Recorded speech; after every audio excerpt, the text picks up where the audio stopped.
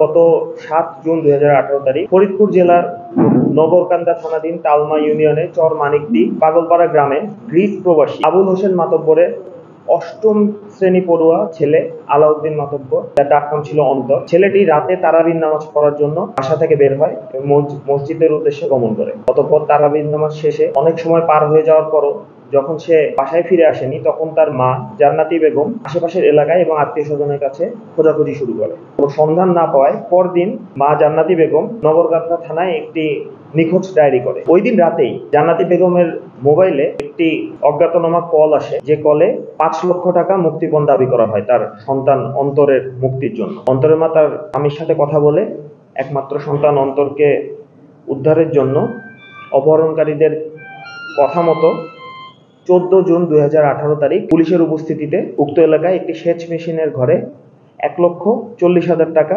রেখে আসে। অপহরণকারীরা উক্ত টাকাটি কৌশলে উক্ত স্থান থেকে নিয়ে চলে যায় এবং সকলের চোখ ফাঁকি দিয়ে। এবং গত ১৫ জুন, ঠিক তার পরের দিন ২০১৮ তারিখ, ভিকটিমের মা জান্নাতি বেগম বাদী হয়ে ১৬ জনের বিরুদ্ধে একটি অপহরণ মামলা দায়ের করে। উক্ত ঘটনার পর ২৪ জুন পুলিশ মুক্তিপণের দাবি করা যে মুঠোফোন থেকে কলটি এসেছিল, মুঠোফোনের মালিক মোহাম্মদ মাহবুব আলম এবং তার ভাই জুবাইরকে গ্রেপ্তার করে। তাদের দেওয়া স্বীকারোক্তি এবং তথ্যের ভিত্তিতে তার ২ দিন পরে ২৬ জুন ২০১৮ তারিখ ফরিদপুর জেলার নগরকান্দা থানাধীন চক এলাকার খালপাড় থেকে পুঁতে রাখা অবস্থায় ভিকটিম অন্তরের লাশ উদ্ধার করা হয়। ফরিদপুর নারী ও শিশু নির্যাতন দমন ট্রাইব্যুনাল চাঞ্চল্যকর এই হত্যা মামলার ৬ জনকে অভিযুক্ত করে রায় প্রদান করে। ৬ জনের মধ্যে ৩ জনকে মৃত্যুদণ্ড দেওয়া হয় এবং ৩ জনকে যাবজ্জীবন কারাদণ্ড দেওয়া হয়।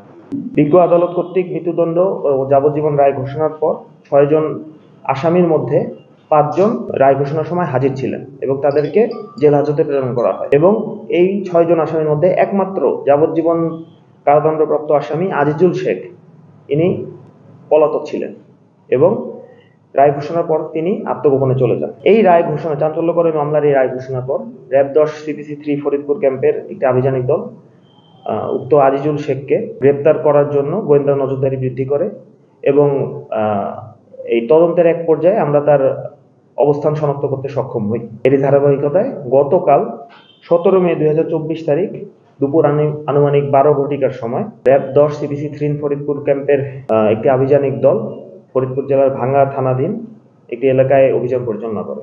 উক্ত অভিযানে চাঞ্চল্যকর এই হত্যা মামলার একমাত্র পলাতক আসামি, যাবজ্জীবন সাজাপ্রাপ্ত এবং ১,২০,০০০ টাকা অর্থদণ্ডে দণ্ডিত আজিজুল শেখকে গ্রেপ্তার করতে সক্ষম হয়। প্রাথমিক জিজ্ঞাসাবাদে উক্ত আসামি অপহরণ এবং হত্যাকাণ্ডের সাথে তার সম্পৃক্ততার বিষয়টি স্বীকার করেছে।